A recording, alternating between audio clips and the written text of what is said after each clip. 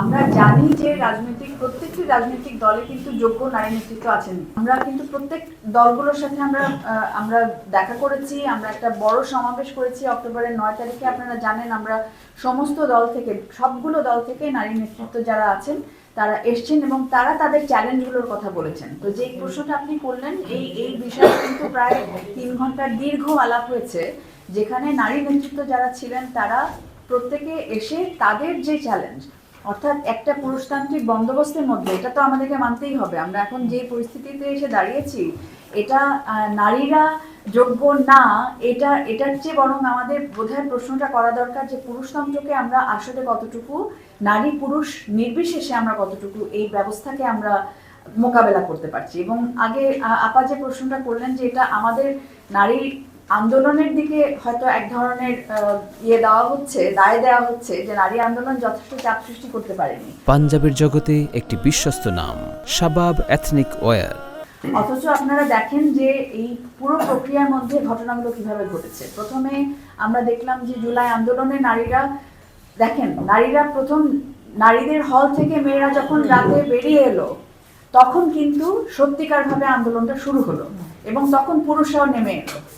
হ্যাঁ, তো সেখানে একেবারে নেতৃত্বের জায়গাতে কিন্তু নারীরাই প্রথম এই বাঁধ ভাঙার কাজটা কিন্তু নারীরা করছেন।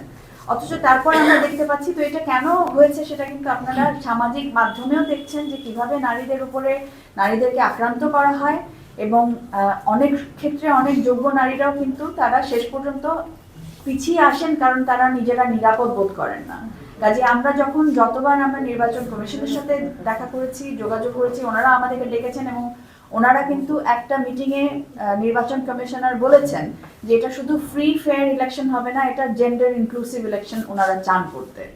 অর্থাৎ মানে প্রার্থীদের থেকে শুরু করে ভোটারদের থেকে শুরু করে সব জায়গাতে যাতে নারীদের উপস্থিতি থাকে, অন্তর্ভুক্তি থাকে, এটা ওনারা চেয়েছেন। কিন্তু সেটা কিন্তু আমরা বাস্তব জায়গাতে দেখতে পাচ্ছি না একেবারেই।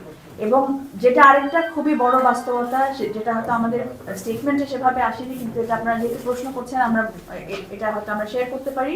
আমরা রাজনৈতিক দলগুলোর সাথে বসেছি, যেই রাজনৈতিক দলগুলো বলেছেন যে তারা 5 কেন, তারা 10-15 দিতে পারবেন, তাদেরও আমরা এখন যে পারফরমেন্স দেখছি সেটা অত্যন্ত লজ্জাজনক। এবং তারাও যখন দিতে পারেনি, তাদেরকে আমরা বলেছি যে বড় রাজনৈতিক দল যারা আমরা আশা করছি যে তারা একটা ভালো রেজাল্ট নিয়ে আসবেন, তাদেরও যখন কথার সাথে কিন্তু কাজের আমরা মিল পেয়েছি না। এবং শেষ পর্যন্ত জিতে আসবেন কিনা, একটা আসনে নারী জিতে আসবেন কিনা, এই সংশয় যখন ওনাদের মধ্যে দেখা দেয়, দেখেন এখন এমন একটা নির্বাচনে আমরা দাঁড়িয়েছি যেখানে একমাত্র বিষয় হচ্ছে যে তাদের দল, সেই দলের প্রার্থী জিতে আসবেন কিনা। অথচ জিতিয়ে আনার জন্য নারী প্রার্থীকে যে তাদের সাপোর্ট দেওয়া দরকার, তারা কি পুরুষ প্রার্থীদেরকে সাপোর্ট দিচ্ছেন না? দিচ্ছেন তো বটেই, ঠিক না? মানে আপনারা এটা দেখেন যে লেভেল প্লেইং ফিল্ড কি আসলে আছে কিনা, নারী পুরুষের জন্য লেভেল প্লেইং ফিল্ড আছে কিনা। তো সেটা যখন আমরা দেখতে পাচ্ছি যে নেই, এবং সেখানে একটা পরিষ্কারভাবে বৈষম্য হচ্ছে নারীর বিরুদ্ধে।